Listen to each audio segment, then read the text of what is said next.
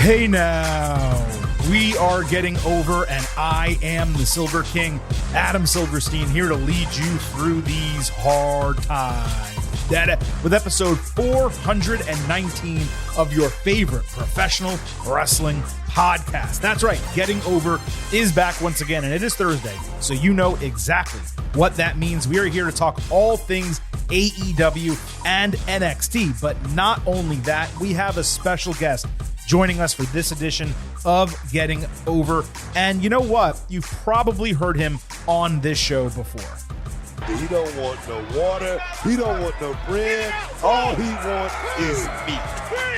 That's right. Two-time WWE Hall of Famer and the voice of NXT, Booker T, is joining the show for the first time. I had a great 20-minute conversation with Book earlier this week, and I'm so excited to share it all with you. That is coming up later in today's show. Off the top, folks, you know what we have to do here. I need to remind you, speaking of Booker T, that this podcast is all about Defy. So be sure to head on over to Apple Podcasts and Spotify. Drop those 5-star ratings on Apple. Take a little extra time. Leave a 5-star written review. If you do, we will read it live right here on the show. We have 488 ratings and reviews on Apple. I'd love to get to 500 by the conclusion of WrestleMania. Once we finish those 2 instant analysis episodes we will be delivering to you next weekend. So please, I know how many of you listen to the show. I know how many ratings and reviews there are. The numbers are nowhere close to each other. Please take a little time, head on over to Apple Podcasts,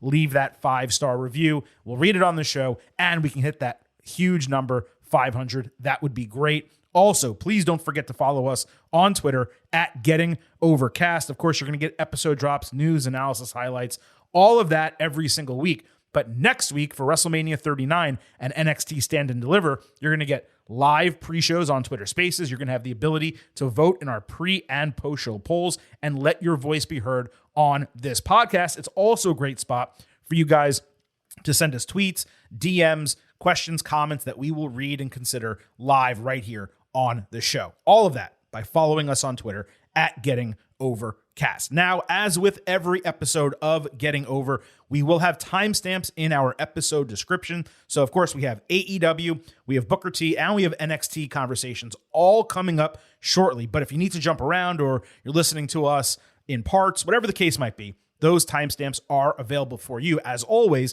I hope you listen to the entire show.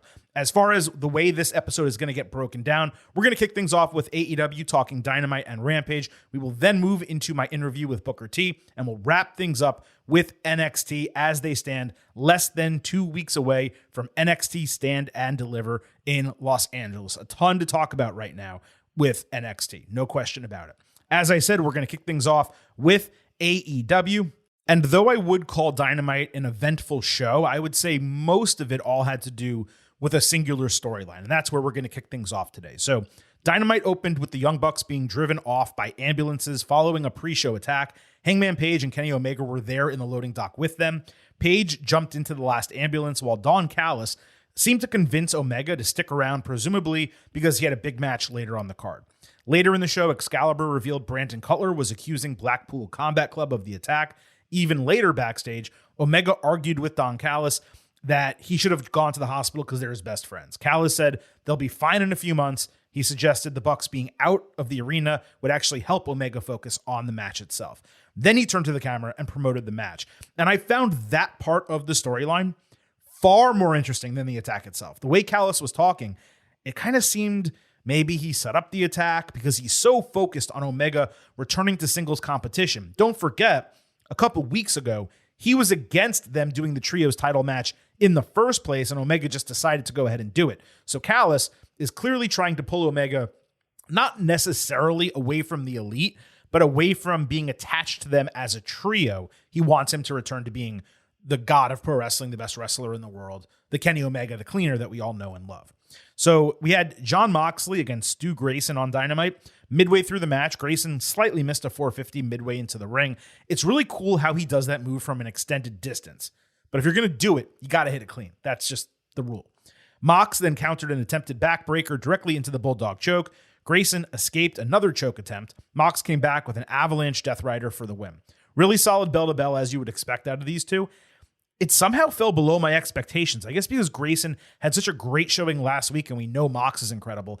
I thought this was going to be a banger, and it just wasn't, at least from this viewer. It also seemed unnecessary for Mox to use a super finisher to beat a guy who was unemployed last week. But a good match is a good match, you know what I mean? Grayson was later being checked by trainers when BCC approached him. They weren't able to attack him after the bell of the match due to the Dark Order's presence. So Mox decided, hey, I'm just going to attack him backstage. He briefly choked him out. And it kind of seems like we might get another 6-man there, but then we'll go ahead and tell you what happened in the main event of the show. And that was Kenny Omega against Elio del Vikingo. Callis was ringside rather than on commentary as he normally is. Vikingo hit a inverted hurricanrana, Meteora through the ropes, shooting star press off the apron outside, and a springboard 450 from the apron off the middle rope inside. Omega did a monkey flip on the apron. Vikingo did a cannonball hurricanrana off the ring post outside. It was heavily planned, but it was awesome. Vikingo then countered a powerbomb into a hurricanrana out of the corner that dumped Omega directly on his head in a really nasty spot. Then Vikingo did a springboard Phoenix splash from the middle rope outside over the ropes into the ring, and that was the spot of the match, I thought. I know others had different preferences. That, for me, was the best spot. Omega hit 2 powerbombs and 2 V-triggers. Vikingo came back with a jump-up swan dive poison rana. Omega rolled all the way out of the ring conveniently onto a table at ringside, where he then ate a springboard 630 and then later a sunset flip powerbomb. Omega then dodged a 630 inside. He caught Vikingo with a V-trigger and hit the one-winged angel to get the win in, I'd say, about like 17 minutes, something like that. Now, Tony Schiavone came out for a post-match interview, and as soon as that happened, you knew there were some shenanigans afoot. He called it a, quote, match for the ages, only for Blackpool Combat Club to attack Omega from behind. An ambulance conveniently pulled into the loading dock with Hangman jumping out of the driver's seat. He stormed to the ring. Blackpool attacked for like 5 more seconds, and then they just stared, waiting for Page to make his entrance. He eventually did, holding a 2x4 with nails sticking out of the top, only for Blackpool to dip out at the last second. Callis then started like doing a tug of war with Hangman, only to purposely take a bump, like Eddie Guerrero style fake bump, to make Omega think that Hangman hit him. So they argued as Hangman yelled at Callis, and the show went off the air. So there's a lot to break down here, okay? First, the match. Spectacular to watch. Vikingo is not just a fantastic and extremely athletic wrestler. He is incredibly inventive from a move standpoint. And he showcased nearly his entire bag in this match. I would probably pay $50 to $100 just to see him wrestle Rey Fenix for 30 minutes. Like, I can't even imagine what that would be. Now, one's enjoyment level and potential grade or rating of this match is going to be based on what you want out of wrestling. For me to give a high rating to a match or a high grade to a match, it needs story, both storyline going into it, but match story is what I'm talking about. In-ring story, drama, emotional reactions. I don't need false finishes, but I do need the sense that anyone can win the match.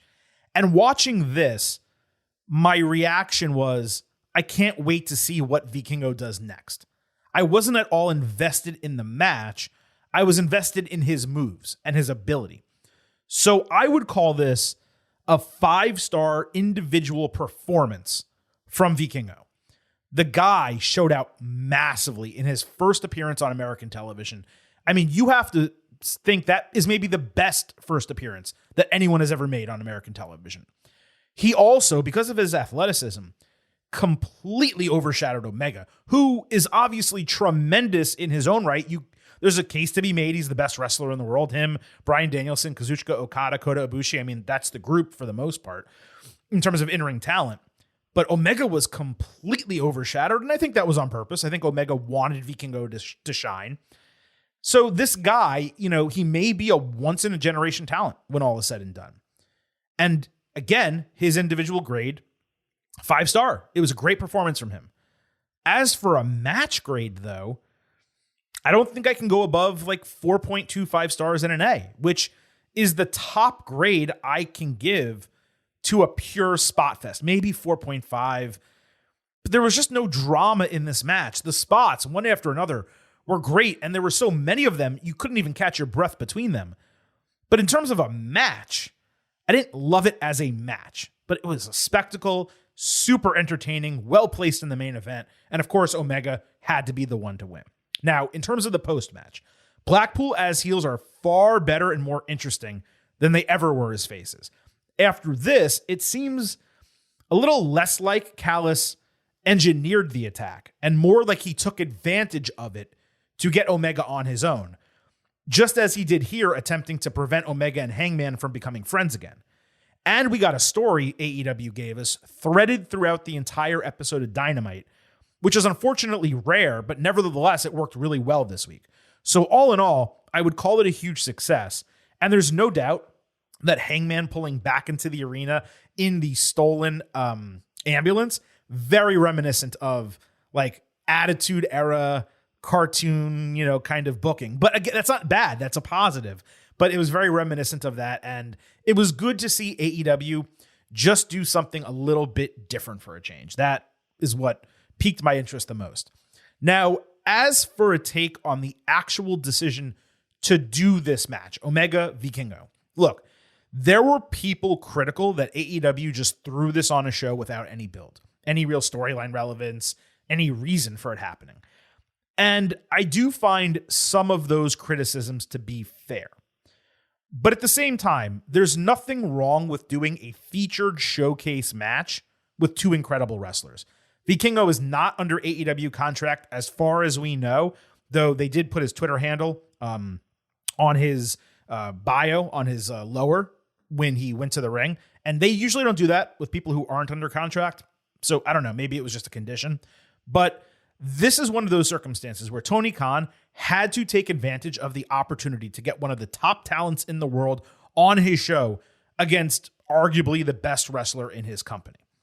My actual problem with it wasn't that the match happened.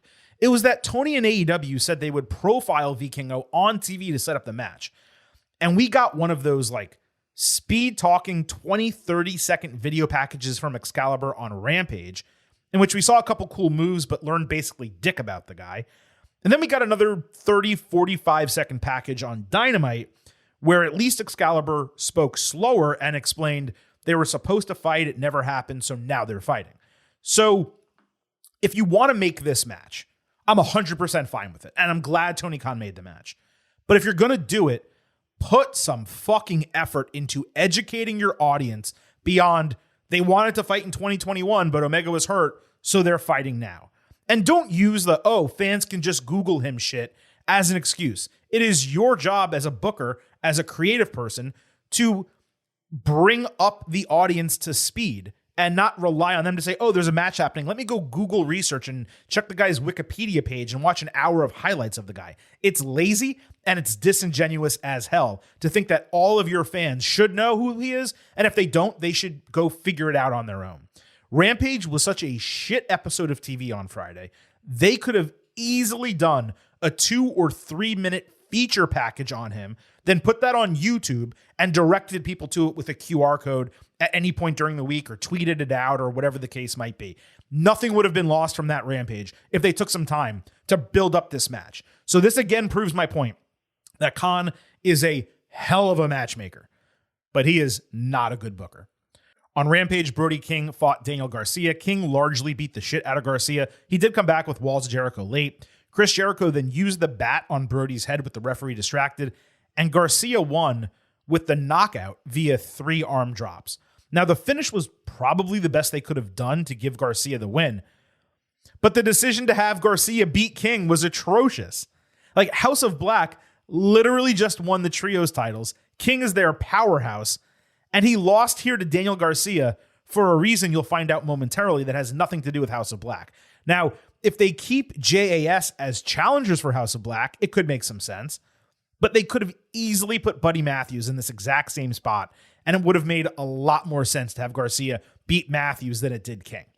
So on Dynamite, Adam Cole entered to loud chants. He said he feels great, and he suggested, hey, you're probably curious who I'm going to fight next week in my return match. So Garcia's music hit to 0 initial reaction. though he did get STFU chants before telling Cole he would put him in his place. Garcia then put himself over, saying he was one of the best professional catching himself and correcting to one of the best sports entertainers out there. Cole said he liked Garcia, and he'd like him even more if he was away from JAS, but Garcia can't live up to Cole's career accolades and his in-ring talent. So on one hand, it was nice to know the match before next week's Dynamite. And Garcia is going to put on an absolute banger with Cole because he's really good in the ring. They clearly want to show out Cole upon his return. But from an excitement standpoint, in terms of putting on a match that I badly want to see, it was rather uninspiring given all the other options on this roster. And the slip up on Professional Wrestler Sports Entertainer, that was really good, and Garcia executed it well. I'm sure this is going to lead to Cole Jericho, but you guys know, like any feud with Jericho and the JAS, it feels to go on forever and you get exhausted of it. As long as it's a short feud and Cole wins and beats Jericho, it'll be a fine way to bring him back into the fold with a significant win. But that would also make the entire House of Black JAS situation make even less sense. So we're going to have to see what happens next week on Dynamite, who House of Black goes after, who JAS goes after. It's all kind of muddied right now. On Dynamite, the tag team championships were on the line, the Guns against Top Flight. On Rampage, the Guns threw their bags, their luggage at Top Flight, thinking they were valets of the hotel. They got into an argument about the best brother tag team, and that set up the match. The Kingdom randomly attacked Darius Martin outside. That distracted Dante, who ate 310 to Yuma, with the Guns retaining the titles. Commentary explained this was a Ring of Honor crossover, which is just immensely frustrating for the vast majority of the audience that doesn't watch Ring of Honor, which you now have to subscribe to the streaming service to watch, and saw a random interference end a title match on the main show. FTR entered after the bell with the Guns running them down, saying they'll never give them a title shot. So FTR offered not to challenge for the titles a second time if they gave him a chance, and they declined. They offered not to ever tag together in AEW again if they gave him a title shot. The Guns declined. And finally, FTR offered to quit AEW if they lose. And the Guns finally agreed, then spit in their faces. Now, Dax Harwood on social media the last couple of months, he's been hinting that their contracts might be up and they're deciding where to go. And they put rumors out there that WWE's offered them to come back. It has been clear the entire time that what Dax has been doing is storyline, which is why we've never mentioned it here on the show before. And that became even more obvious with this stipulation. FTR will win the tag team titles, announce they've re-signed, and that's it. Because the truth is, Tony Khan, if they weren't going to re-sign, would not bring them back and put them in a tag team title feud, even if they were going to lose, give them that featured spot for them to jump right to WWE. It wouldn't happen. You would just keep them out for the duration of their contract. The stipulation would have been far more interesting if FTR didn't hint at this as much and had been around or came back, did a feud, and then did this feud. So it's just blatantly obvious. It's predictable. Yeah, sometimes predictable things are good. In this case, it's not. On Dynamite, Orange Cassidy, Darby Allin, and Sting fought Kip Sabian, Butcher, and Blade. Sting was the surprise yet obvious partner. Sting did Orange's shtick. Then he did the Scorpion Deathlock on Sabian. Orange hit him with Stundog Millionaire. Darby repeated the move, and Sting added the Scorpion Death Drop with like a 20-second delay for some reason for the win. Darby then, after the bell, stared at the Double or Nothing banner like it was the WrestleMania sign. It was a really formulaic six-man. Got the crowd amped for the show, no question, but it didn't have any relevance otherwise, and this was the first thing that we got on Dynamite. There was also a taped promo from all four guys in the Four Pillar segment from last week, with MJF saying they all need to earn it by becoming number one contender. Now, while I hate these spliced promo packages that AEW does, I like the general idea of having three guys all competing simultaneously to become number one contender and stretching that out over about 6 weeks. The problem is I have a sneaking suspicion that they're all going to get the title shot and it's going to be a fatal four-way. I would much prefer it if they all fought, picked up a number of wins, maybe had a triple threat, and one of them rose from that as number one contender. That would be, for me, more exciting and interesting. On Rampage, there was a TNT Championship match, Powerhouse Hobbs against Rey Fenix. Hobbs caught Phoenix flying at one point into a really cool power slam. Phoenix hit a rolling cutter. Hobbs then pounced him into the corner and hit a spinebuster. Phoenix came back with a frog splash. Hobbs then countered another rolling move into a spinebuster and hit a torture rack slam for the win. QT Marshall then came in the ring and hit a diamond cutter on Alex Abrahantes. really for no reason whatsoever. And this was easily the single most boring Rey Fenix match I can remember.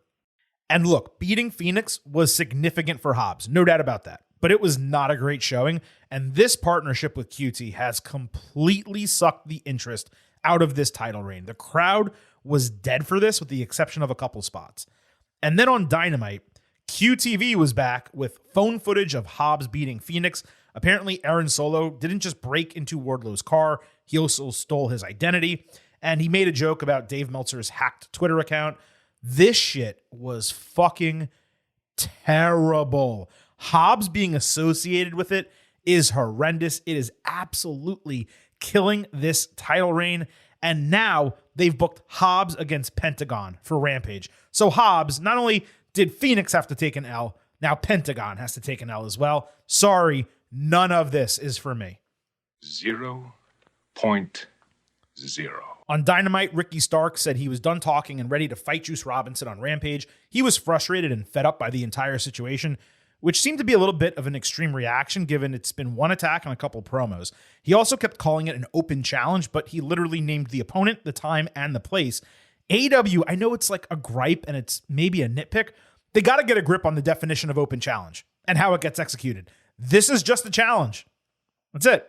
On Dynamite, Toni Storm fought Sky Blue. The Outcast attacked Blue outside. She tried to punch Storm, but hit Ruby Soho instead. Storm hit a tornado DDT. Ruby distracted as Sky hit Code Blue. Storm then hit a shotgun dropkick, hip attack, German suplex, and Storm Zero to get the win. Can you guys guess what happened next? The heels tried to spray paint her. Rio came out with a pipe, and Willow Nightingale, she ran down as well. They made the save, no one touched, and the segment ended. The wrestling was fine here. This was the only significant women's segment on the show, and it was a rinse repeat of what we always get. It seems like the idea is for these six to fight before the Outcasts fight Britt Baker, Jamie Hayter, and presumably Thunder Rosa. But then I look at this whole thing and I'm like, well, who's going to challenge Jamie Hayter for the title? Like, is it going to be Thunder Rosa when she comes back?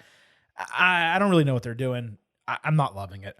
On Rampage, Taya Valkyrie fought Ava Lawless. Taya won with Road to Valhalla, the Glam Slam, Jaded, whatever the hell you want to call it, for the win in 2 minutes and 20 seconds. Jade Cargill, now back with Mark Sterling. She watched from the stage. Forgetful match. It was the only thing on the entire show, the only women's segment on the entire show. 2 minutes and 20 seconds. On Dynamite, Jade backstage had Sterling create a cease and desist for Taya, not allowing her to use the finisher they both took from Beth Phoenix. Layla Gray then decided to give Taya the document herself in a match on Rampage. And Jade said her normal stuff. Yes, it was as eye-rolling as it sounds. Market zero! The Firm on Rampage did a training montage with Stokely Hathaway. It was pretty fun. Matt Hardy wore a Ribera jacket for good measure. On Dynamite, during the Jade segment, they all laughed at the fact that Stoke had a match against Hook. And then when Stoke entered for the match, the Firm was trying to boost his confidence on the stage, but left him alone for the match itself. So we had Hook against Stoke in a no DQ match. Stoke announced before the bell that he was not cleared by Doc Sampson, and also that he happened to retire earlier in the day. And he ended up giving the note, the doctor's note, I guess, to Justin Roberts. It turned out to be a Wingstop receipt that, of course, was not accepted. But he also said he retired. They apparently didn't accept that either. So the bell rang. Stoke immediately ran into the crowd but got caught. Hook suplexed him outside but took a fire extinguisher to the face. Hook wore him out with a chair, suplexed him into a guardrail, and lifted him on a 3 count to lock in Red Rum for the win. Hardy backstage then convinced Ethan Page he should avenge Stoke against Hook. You know, this was pretty good for what it was. Stoke is nice at the comedy stuff. This was built as if it was the end of some long feud between them, and technically it was a long feud, but most people probably played it little mind in the drips and drabs that we've gotten. And, you know, it was a decent showing for Hook, but he's beating up on a guy that he could easily beat up. So, you know, the decision-making on the entire thing you can argue about, but I was entertained by the entire thing. Stoke makes me laugh, and that was really the purpose of this. The only problem I'm going to have is if they actually job Ethan Page to Hook. That's going to be tough to swallow if they do that. And lastly, on Rampage, Matt Menard and Angelo Parker fought the Bollywood Boys. JAS won with a double elevated DDT. This was a real match that happened on television, and it actually went like 7 minutes also. I know they're Canadian, and this was in Canada. Give them a real opponent if you want them to stand out in a featured match, especially if you're building them for a feud, which is what AEW is doing right now. So, as you can tell, I was pretty fond of the main event, Omega v Kingo, and of course the entire show-long storyline we got on Dynamite. Much of the rest of the show, though, just wasn't really my bag, and it was overall a relatively disappointing, I would say, week for AEW. Rampage was a total waste of time, and it hasn't been recently. Rampage has been watchable as of late. This past week, though, it was pretty much trash. Now, before we move on and talk NXT on this episode, first, we need to welcome the color commentator for NXT, a two-time WWE Hall of Famer, five-time WCW champion, six-time world champion, overall multi-time tag team champion, none other than Booker T to the show for the first time. It was a great conversation. I hope you all enjoy it, and we'll talk about it a little bit more on the other end. But first, ladies and gentlemen, Booker T. Thrilled to welcome two-time WWE Hall of Famer Booker T to the show for the first time because, folks, on this podcast, it is all about the five. You can catch Booker on NXT every Tuesday at 8 p.m. on USA. It's called Defy. It's all about the five. 8 p.m. on USA Network on Tuesdays, and coming up Saturday, April 1st at NXT Stand Deliver, airing live on Peacock. Booker, normally I run down a guest accolades, but holy cow, man, it would take us an hour just to get through all the world titles, tag team titles, triple crowns that you've won. You're still so heavily involved in wrestling today, not just with NXT, Reality of Wrestling, your show, the Hall of Fame. Was there ever a time in retirement that you actually considered stepping away from the industry? No, never. I'm gonna die being a part of this industry. My thing is that this is my trade. I figured out wrestling when I was like 25. I got into it when I was 25, and I always was looking for something. I was always looking for that one thing that I loved, that I would want to do forever, that I could do for free. And when I found wrestling, man, it was a dream come true. And I said a long time ago, they're gonna have to kick me out of this party, man. I'm sticking around as long as I possibly can, not knowing that it would have lasted 31 years. It's amazing. It's been an amazing ride. It really has, and it was about 5 years since you were full-time on commentary in WWE. When they approached you with the chance to take a permanent gig on NXT, what was the pitch from them? And did you have any hesitation going to even though, you work with Reality of Wrestling, but going to the developmental brand and kind of leading that charge rather than going to the main roster? Well, actually, the pitch was, we got a spot for you. It's only going to last for about 3 months. And I'm going to be back to my normal kickoff, panel duties. But my thing is, opportunity knocks. You got to answer. And for me, I was happy to be a part of NXT because it's really, really awesome being a part of this next generation coming up, and to be able to see it up close and personal, and have a footprint in the developmental process of these young guys. It's really, really cool as well. So it was a no-brainer to do the commentary thing, being on the road once a week. That was something I had to think about more than anything, but it's honestly so refreshing being a part of what the NXT universe is doing right now, man. I wouldn't rather be in another place. Well, it's interesting because your energy on commentary, it's always been your calling card, right? And it's so infectious, and it matches the youth of the show, right? So obviously you have your own students in Houston, but are there wrestlers from NXT and the Performance Center who have pulled you aside, or anyone that you've taken aside to kind of bend their ear and help with their development beyond doing what you do on commentary? It's been several guys, but I don't want to say their names or anything like that, because I'm not a manager, I'm not a producer or anything like that. I'm just an advisor. So I try to stay out of everybody's way. But it's been so many young guys have come up to me and pick my brain. We'll sit down and go through film study, breaking down things, piece by piece. And my thing is, I'm never going to tell them about their what to do. It's going to be about their what not to do, and what not to do ever ever again, and what to change it with. So for me, I love being in this position. I'm like a psychologist when it comes to wrestling. Everything has to mean something, and to see that light bulb go off when you tell someone, if you would have did this that way, you would have gotten this reaction, and they see it and realize it. They go, oh man, it's such a great feeling working with the young guy, as well as to piggyback off what you said as far as my energy level with the NXT Next Generation. It's definitely something different. It wouldn't be the same on the main roster as far as my commentary compared to being on NXT, and I like the difference. Yeah. Now, speaking of your commentary, we have a favorite saying of yours on our show. We play it all the time, and we love all about the five. Don't get me wrong, but it's he don't want no water, he don't want no bread. All he wants is meat. And I've been wanting to ask you for a while. Is there any backstory to that saying? Why did you start saying it, or is it just something that came to you one day? Oh man! Every time you hear me say something, it's normally I've heard it somewhere. And I was watching basketball, and Mark Jackson. One day he goes, man, he don't want no bread, no water, just meat. And I was like, man, that's such a cool saying. So I'm not one to plagiarize or anything like that. I give props where props are due, man. And Mark Jackson is where I got that from. People talk about Shucky Ducky, Shucky Ducky quack, quack, quack. Shucky Ducky was a comedian back in the 80s. His name was really, Shucky Ducky. So I'm never going to, try to take something but and make it my own, other than taking it and making it my own.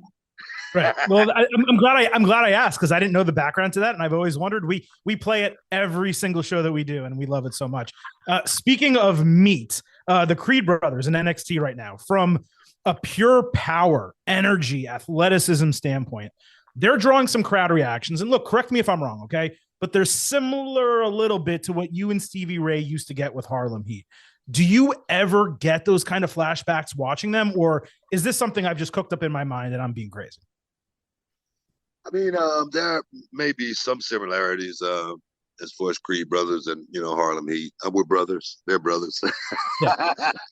Just the explosion, that power that they have. You could tell that both of those guys are working together as a unit, but both of those guys have they're both individual jobs at the same time, and both of those guys do those jobs and do those jobs well. And I think that's what I like about the Creed brothers.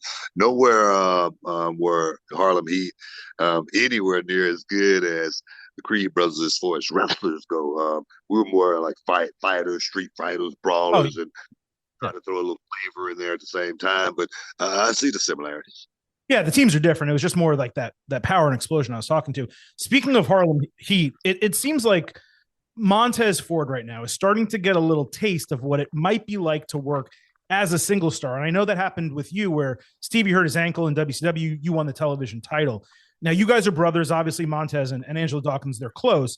How difficult was it for you to eventually make that singles move, or perhaps even realize that you needed to, you owed it to yourself in your personal career to go ahead and do that?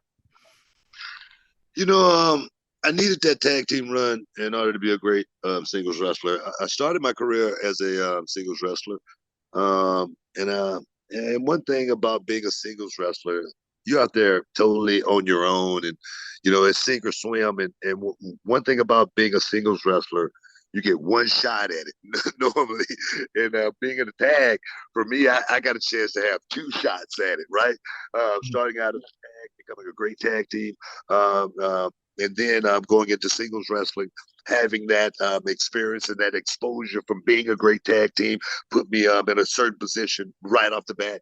Montez Ford, he's in that same position to where, he's been doing the tag team thing. People have seen, him in a tag team. They see how great this guy is, and they wonder how good he's going to be as a singles wrestler.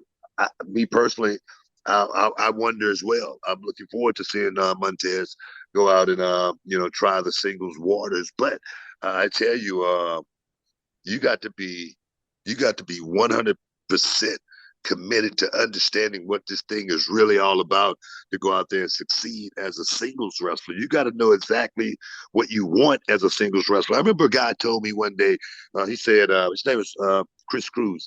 It was after a show, and I think I was the television champ. And he said, "Book, one day you're going to be the world's heavyweight champ." And I go, "Get out of here, man." But I never thought I was going to achieve that. But I always went out and performed like I was the world heavyweight champion every night. I think that's what Montez is going to have to try to figure out if you want to achieve that success. When you wrapped up the WCW run, obviously you were champion and you made the switch over to WWE. You know, you had built up a lot of equity in WCW, right? Proving yourself, proving that you could hold that world title. Were you apprehensive joining WWE, kind of wondering if you would get booked and treated at, you know, that main event level the same way? Was there concern there? Because eventually, obviously, you did win the World Heavyweight Championship in WWE, but I've always been curious, you know, making that transition, because you were one of the, you know, not everyone made that transition. A lot of guys stayed home. You didn't. You were there. Was that a concern for you? I was the only one that made that transition. Just to be honest. From that level, from that, you know, from that main event level, yeah. I wasn't apprehensive or anything like that. I went through WCW. I've been there for almost 10 years. I had achieved the ultimate goal. That was winning the heavyweight championship. I always watched WWE, and I thought those guys were very, very talented. I wanted to test myself against the best talent in the world. I always thought I was the best talent in the world. I always told guys, you know, it's a running, you know, joke that goes back to WCW. But I always told the guys I was one of the top 5 workers in the world all the time throughout my career. I was top 5. Whether people wanted to, you know, acknowledge that or believe that or not, but I've always, you know, put myself in that position to where I thought I was, you know, that good. I believed in myself, and in this business, if you don't believe in yourself, no one else is going to believe in you. But you got to go out in the middle of the ring every single night and prove. You got to deliver. You can't phone it in. You got to go out and deliver. And that's what I was pretty good at that. Yeah, well, no question about it. Because you didn't just have the in-ring talent. You had that charisma element as well. Guys like yourself, The Rock, Shawn Michaels. You know, it's just it's that separation from the rest of the pack. And watching Carmelo Hayes up close over this last year. Obviously, he has this huge match with Braun Breaker coming up at Stand and Deliver. Everyone's excited for that in the main event. But being able to watch him cook, watch him do his work, how high is that dude's ceiling? Oh man, he's a guy that can really go like past the stars to the nebula. He's a real talent. He's a special talent. And the thing is, he does it flawlessly, to the point to where, you know, I need it to be a little bit raw sometimes. I need to be a little dirty sometimes. And he goes out and performs at such a high level. He's one of the guys that his future is very, very bright. I know a lot of people are pushing for him to, you know, go to the main roster. Like right now, you know, they love to see him, you know, part of that, you know, the Hurt Business. And I would too. But I just want to make sure that Carmelo Hayes has, you know, crossed all of his T's and dotted all of his I's, you know, before he starts swimming with sharks, man. Because here in NXT, you know, this, you know, it's a nice lake, you know, but when you get out there in that ocean, man, it's a whole lot different. So I just wanted to be prepared to go out there and be a great white when he does step into those deep waters. And there's something to be said for learning how to, you know, lead a company, right? And be on top of a brand. And that's something that perhaps he needs to achieve first before perhaps moving on, right? Yeah. I mean, it's not something that you just step into one day and you just, you know, take the reins and everything is going to be okay. It doesn't work that way. You got to. I talk about it all the time. You know, when you get to that position, a lot of people. I remember making this comment. A lot of people took it the wrong way. But when you get to that position, the company got to trust you. All right, they got to trust you in every way, shape, form, and fashion, to not go out there on the road to get pulled over by the police, get locked up. A guy that's going to be able to make every show sick, tired, torn, ragged, worn, no matter how late you had to stay up that night before doing media. We need you up early the next night. that right there comes with, a lot of, you know, will. You got to have a lot of will, a lot of heart. It's not just about what you do in the ring. I remember a guy told me a long time ago, you got to know how to be champion in the ring. You got to know how to be champion out of the ring all the time. That's a very, very hard job. And preparation is the only luck you're ever going to have. So I just want to make sure he's prepared for what he's about to endeavor.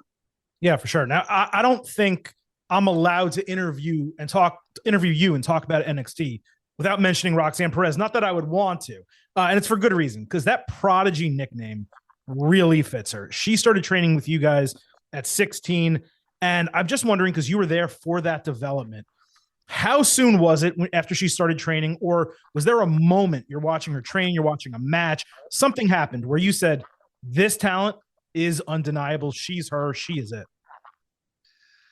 I mean, you can just see it as far as you can see that she really wanted to be in this business. And I'm not going to sit here and say for a minute that I thought that she was going to get the rocket as quick as she did and WWE star like she did, like leave home and next thing you know she's on top. I did not see that at all, but this has been a dream for her since she was a little girl, and it's been a goal for her to actually become that champion, in reality of wrestling, when she was like 9 years old, and then to, become the NXT champion at 20.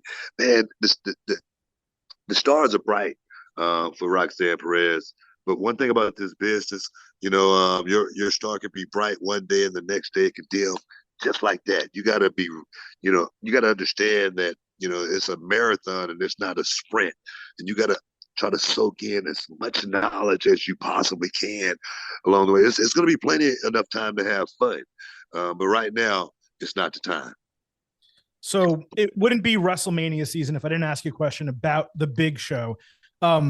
In 3 decades of watching wrestling, this bloodline story that we got right now with Roman Reigns, Sami Zayn, Cody Rhodes, especially Jey Uso, it's just unlike anything I can remember seeing before as a fan watching from home. The depth of the stories, the longevity, the major moments, all that. As someone like you who's been deep in the business and not someone like me watching from the sideline, what's your perspective of the storyline, what they're doing now, and kind of where it sits all time? It's high up on the list as far as where the storyline sits. It's something that we haven't seen in wrestling in quite some time as far as the drama portion, the Shakespeare, Romeo and Juliet, the Phantom of the Opera part of the show, to where fans have a chance to feel a certain way, have an emotional connection to the story that's actually, happening right there before them. There again, when you go to a really good movie and it captivates you, you stand up and applaud at the end of the movie, and they can't see you. It's a movie, but they made you feel a certain way, and I think that's what Jey Uso, as well as the Bloodline, has brought out, as well as Sami Zayn, the acting. We've been watching, some like Denzel Washington type. I mean, it's a different level. It is. No, it's been another level, but that's where the wrestling has, part has been missing, for me.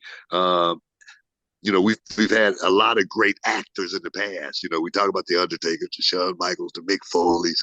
The list goes on and on and on. How many great actors that we had. And I think that's where we need to really start focusing on, trying to get these young guys to really understand that side of really making a real tear come out of somebody's eye in that audience. Man, that's powerful. It is, man. And let me get you out of here on this. You've been so generous with your time.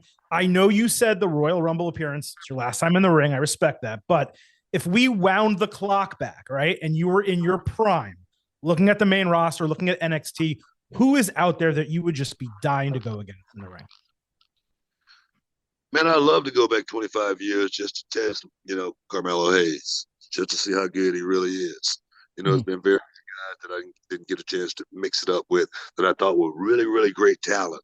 And I always wondered how good they really was, like Shawn Michaels. I never got a chance to mix it up with Shawn Michaels one-on-one. Yeah, sure. got away because I always thought I was, top five. I would love to mix it up with, Shawn Michaels. So I would love to go back 25 years and step in the middle of that ring with Carmelo Hayes and catch this medal and see how good he really is. Well, hey, Book, I really appreciate the time. As always, again, you can catch him every Tuesday on NXT, 8 p.m. Eastern, USA Network. And, of course, coming up Saturday afternoon, April 1st, NXT Stand and Deliver, airing live on Peacock. Book, really appreciate the time. And let me just say it one more time on the way out. It's all about the five, man. All about the five. Appreciate it, man. I mean, what an absolute blast talking to Booker T. That energy that he has, I mentioned it during the interview, but even coming out of it, it is so infectious. He really gets you up when you're talking to him or when you're listening to him. And everything he's doing right now is super interesting. I found it so curious that I don't think it was known before. Now, I assumed when WWE announced those new commentary teams, they were all temporary, and they were basically just doing it until Pat McAfee finished his work with ESPN College Game Day. Then Pat would return to SmackDown. Wade Barrett would shift back to NXT, but obviously Pat has made some different decisions, and he's not exactly sure what his role with WWE is going to be going forward, along with other considerations of his career.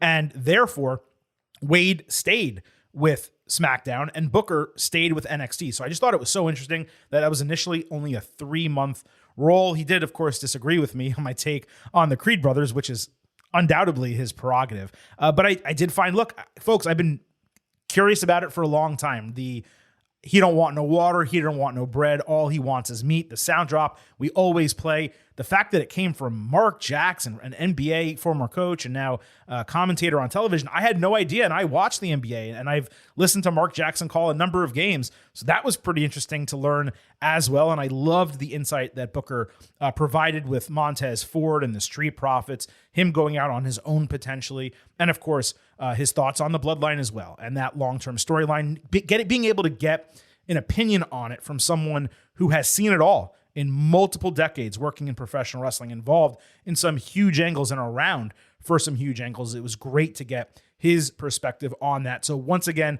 thank you to Booker T and thanks to WWE for making him available as well. Folks, with that, let's move into the third and final portion of today's show, our breakdown of NXT. Next week, of course, will be our NXT Stand and Deliver Ultimate Preview episode. It will be a separate episode here on the Getting Over Wrestling podcast.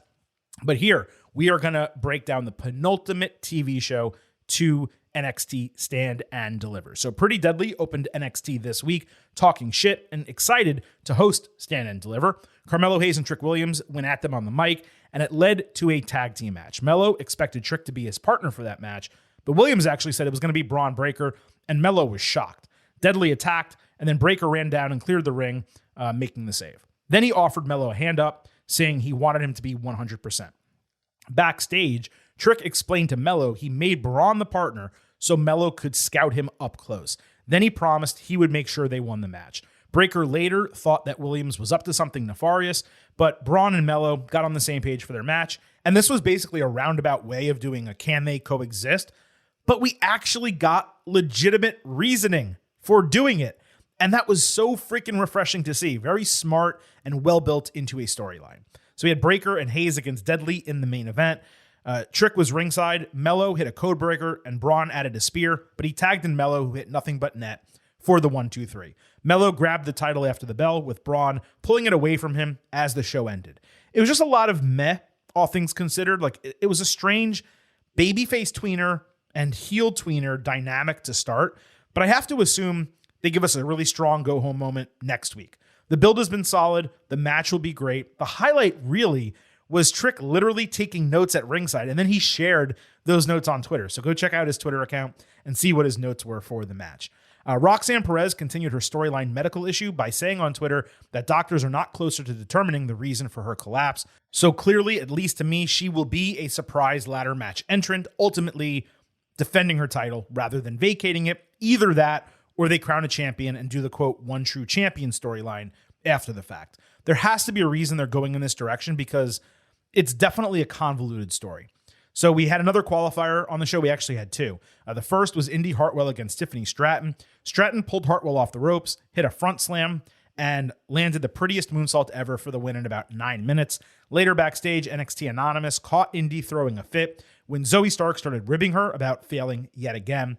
It was obvious Tiffany would be in the ladder match, and at this point, you have to believe that Indy taking loss after loss means she's on her way to the main roster after WrestleMania.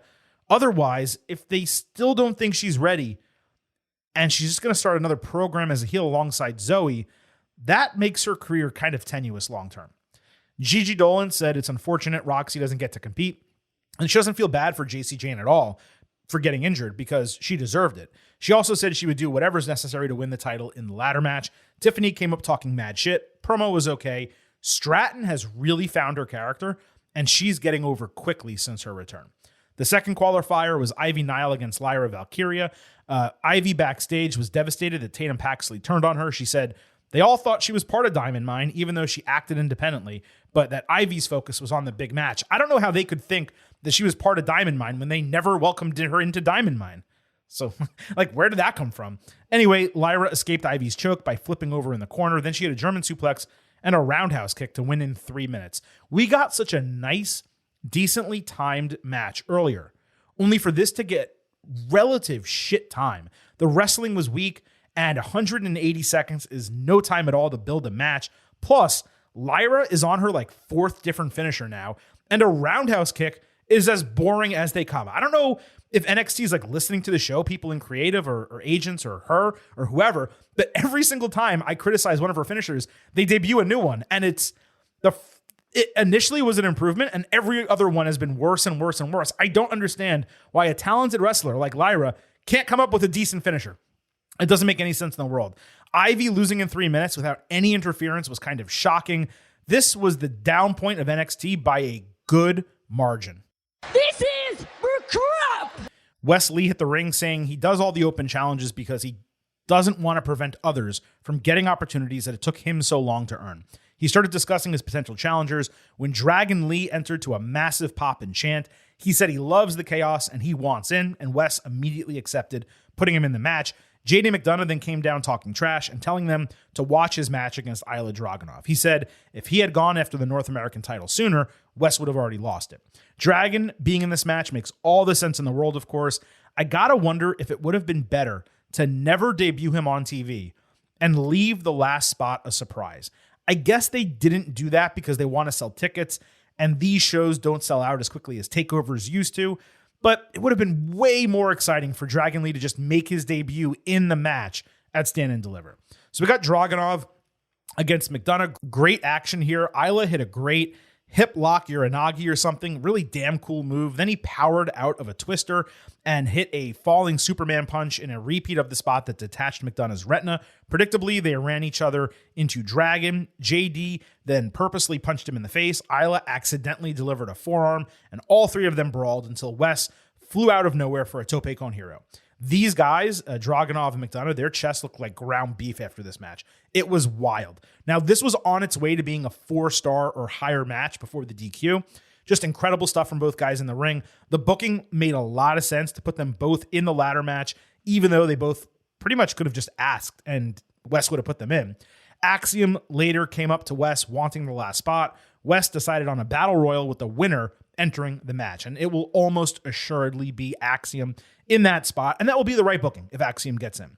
But with Wes, Dragon, and Axiom all in the match, not having this as the ladder stipulation on the show is pretty frustrating. I'm not saying the women won't do a good job with the ladder match, but I mean, Dragon Lee, Axiom, Wesley, and a ladder.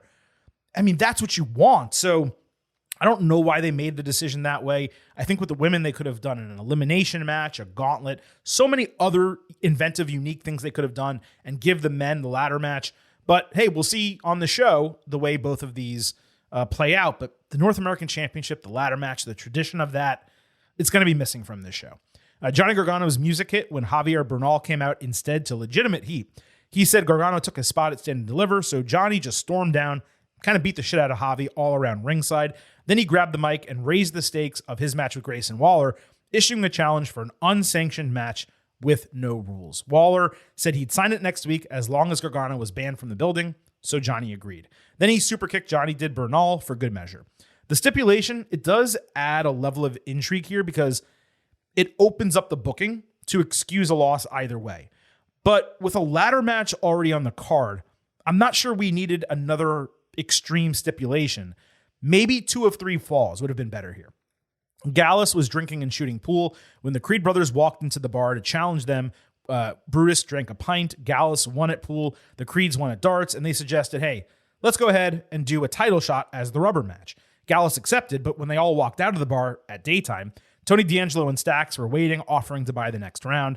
The guys all wound up wasted. Some of them were on the floor later. Gallus eventually decided to offer a triple threat match, and then they stuck the challengers with the bill. It was a pretty lazy build, all things considered, especially given there's no animosity whatsoever between any of these teams. The final part with all of them drunk, it was the best thing we've gotten inside of that bar to date. I'm not particularly excited about the match, but it does make sense to get the titles on the card. Fallon Henley confronted Kiana James about Sebastian, angry that Kiana was cheating on Brooks Jensen, and then revealing that she snuck into her office. James didn't have any explanation for Sebastian, but said they shouldn't tell Jensen because they have to focus on their title match. Henley refused, and she was going to tell him anyway. Later, Alba Fire and Isla Dawn flashed a light to distract Henley. Walking backstage, they attacked her, and James made the save. James repeated that Henley can't tell the guys, and Henley, for some reason, was okay with it because James saved her. So now she's okay with her friend being cheated on because Kiana James saved her from an attack. I guess the idea is that they need each other. Look, they got to get the titles off these two. The storyline sucks. As long as they flip them and use them as a transitional team and put them on Alba Fire and Isla Dawn, I really don't care what else happens in this storyline. There's a formal great debate segment in an auditorium with Chase U and Schism. Duke Hudson gave a shitty answer about inclusion. Thea Hale then roused the crowd. Joe Gacy then talked shit about Chase U, and Tyler Bate jumped out of the crowd to give an eloquent speech about the bona fides of Chase U. And eventually this wound up into an 8-person challenge for Stand and Deliver. Gacy said Dyad had already won a tag team match against Chase U, and Gacy had already beat Andre Chase in a singles match, so he denied the challenge. Hudson got him to agree, though, by putting the entire school on the line. So on one hand, really silly and corny. On the other, I'm completely invested in it. Like, it's straight out of a 90s sitcom or a movie where the kids have to rally together to save the town or save the school from some outside force. I'm actually shocked that this is going to be a Stand and Deliver match. It would have been perfect for a go-home NXT or the first NXT out of Stand and Deliver where you need to kind of fill some time. There was a vignette for Eddie Thorpe, who is the former Carl Fredericks. Anyone who knows him probably knows him from NJPW Strong. This was the other notable NXT signee alongside Dragon Lee, though he's at a lower level than Dragon Lee coming in. Thorpe played into his Native American heritage, walking under the stars, Dreamcatcher imagery, all that type of stuff. But then the segment ended, the vignette ended, with him behind a DJ booth. It was a little bit confusing. He's a Native American traditionalist DJ. Like, it was kind of strange. He debuts next week on NXT on USA Network, but he's already had some matches on Level Up, so you can check him out right now on Peacock if you so choose. And lastly, Hank Walker got a video package talking about starting as a lineman at NC State, getting used to NXT, and then being turned on by his mentor, Drew Gulak. He said he'd work his ass off to prove Gulak and his doubters wrong. Later, Gulak and Charlie Dempsey just dismissed the entire video, saying Walker was nothing more than a nice guy. You know, it's fine low-card stuff. Nothing that spectacular. So that was NXT this week. As we look ahead to NXT Stand and Deliver, we'll book the damn territory a little bit. We have a 7-match card, and we'll get to that momentarily. But this is the card. NXT Championship, Braun Breaker against Carmelo Hayes. Women's Championship ladder match featuring Zoe Stark, Tiffany Stratton, Lyra Valkyria, a last chance qualifier between the 3 losers of those qualifying matches, and likely a returning Roxanne Perez at Stand and Deliver, so it'll probably be a 5-woman ladder match. Johnny Gargano against Grayson Waller in an unsanctioned match. Wes Lee against Dragon Lee, JD McDonough, Ilya Dragunov, and TBD, likely Axiom in a fatal 5-way North American Championship match, no other type of stipulation. Tag Team Championship, Gallus against the Creed Brothers and the D'Angelo family in a triple threat. Women's Tag Team Championship, Fallon Henley and Tatum Paxley against Alba Fire and Isla Dawn. And finally, Chase U and Tyler Bate against Schism for the control of Chase U. So Ben Porges, at Ben Porges, Porges, wrote in, he said, the event, Stand and Deliver, is the day of WrestleMania Night 1. And also, if I'm not mistaken, it's starting at 10 a.m. in the morning local time.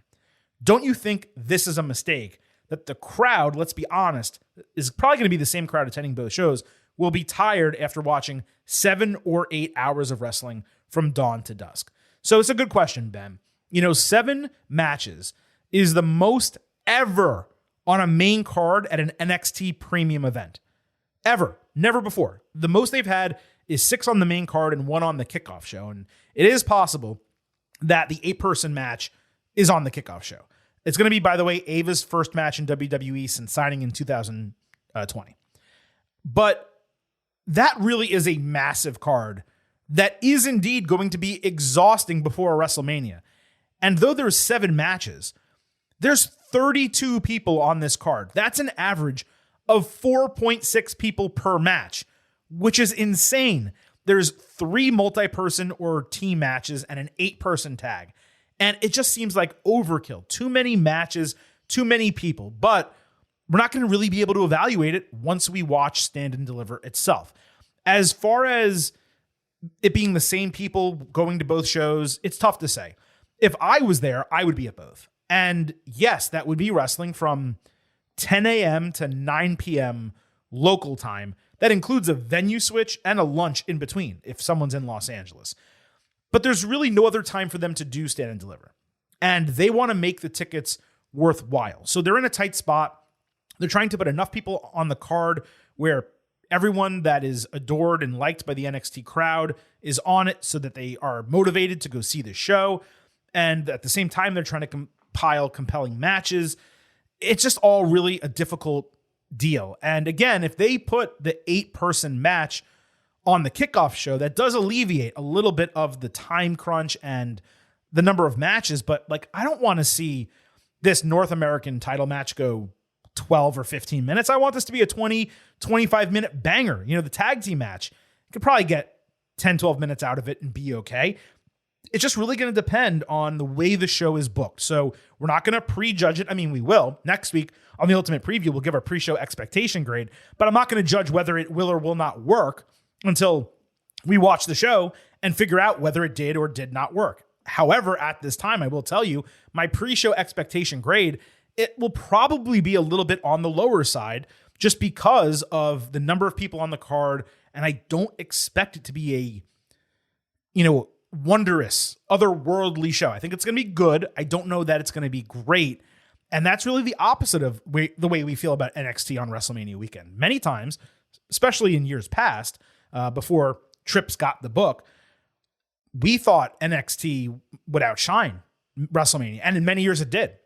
This year, not the case. I do think WrestleMania will be the best show of the weekend, probably by a significant margin. But nevertheless, still excited for NXT Stand and Deliver. I just do question the number of matches and the number of people on the card. Now, we will get to all of that next week in our NXT Stand and Deliver Ultimate Preview episode that is coming up next Wednesday. Next Tuesday, before that, our WWE WrestleMania 39 Ultimate Preview. On Thursday, we will have our AEW episode, and then we will have all the instant analysis that you guys can handle. Saturday afternoon, NXT Stand and Deliver instant analysis. Saturday night, WrestleMania 39 Night 1 instant analysis. Sunday night, WrestleMania 39 Night 2 instant analysis. Every reason, if you're a first-time listener of this show, to hit that subscribe button and join us here at the Getting Over Wrestling podcast. Another thing that you can hit is the subscribe button on Twitter, really the follow button on Twitter. Follow us at Getting Overcast.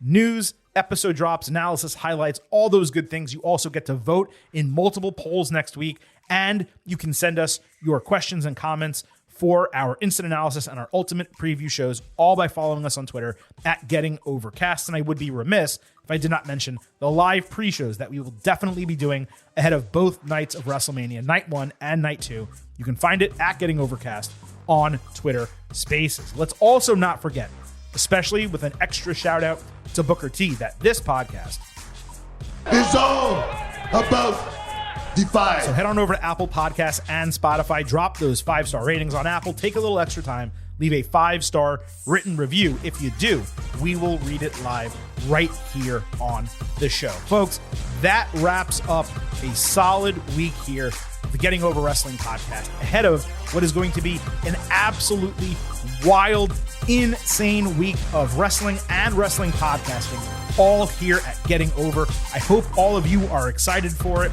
We're excited to bring it to you. WrestleMania week is almost here.